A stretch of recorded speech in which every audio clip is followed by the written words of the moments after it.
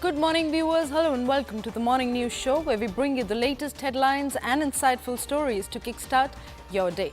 I'm Kuina Sharma and you are watching CNN News 18. First up, on top of this bulletin, we're tracking some developments surrounding the WAQF Amendment 2024.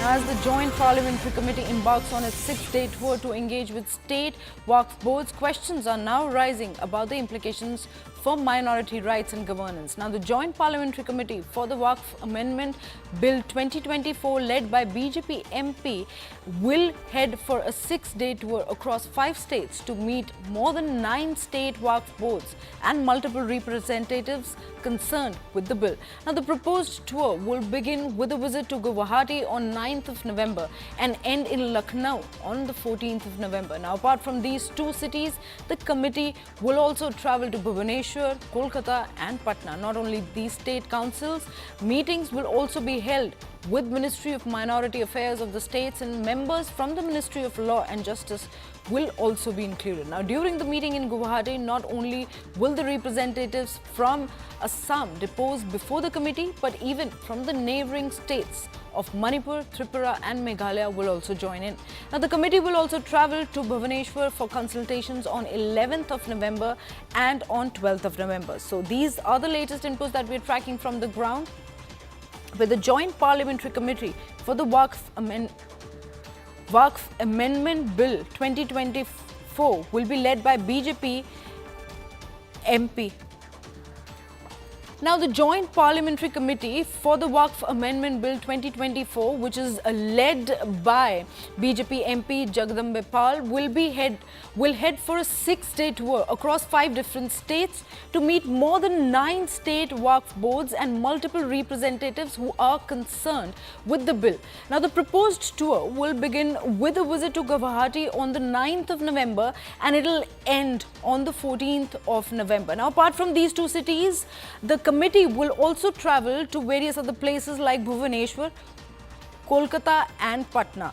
So these are the latest inputs that we are tracking at this point of time. And to get us a better perspective on this entire situation, joining us on the broadcast is our colleague Payal. A very good morning, Payal. What more details do we have about this committee travelling from one place to the another?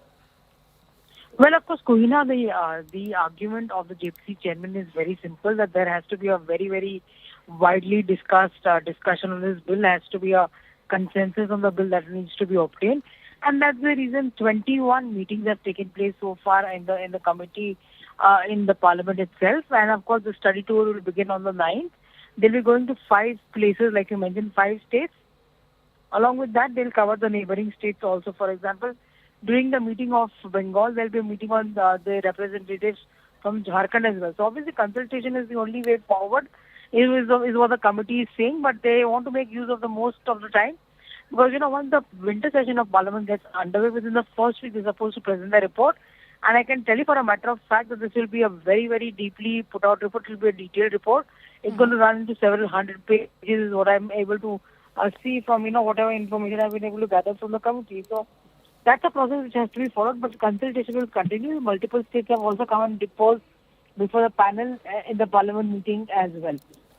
Right. Payal, help us also understand how have the state WAQF boards and the minority representatives actually reacted to the proposed amendments so far?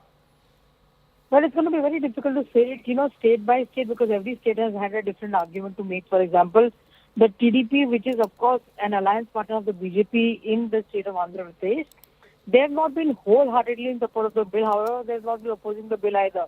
They, in fact, have given their own suggestions. There are some states, for example, who have come forth and rejected the bill and said the bill is not good. Last time around, we saw an argument take place on the report that was presented by the Delhi WAQF board as well. So obviously, many stakeholders have been taken into account. It will be very difficult to point out any one particular board, any one particular state in terms of how they're going to react as well.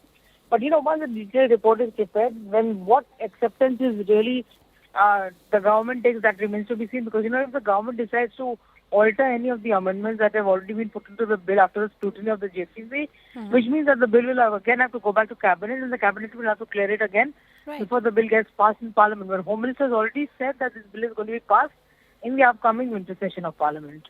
Right, Pal, thank you so much for bringing all those details and letting us know the key agendas of this JPC committee. Now, as the committee wraps up its tour, the insights gathered will be vital for the WAQF Amendment Bill. We'll keep you updated on these developments ahead, but now we shift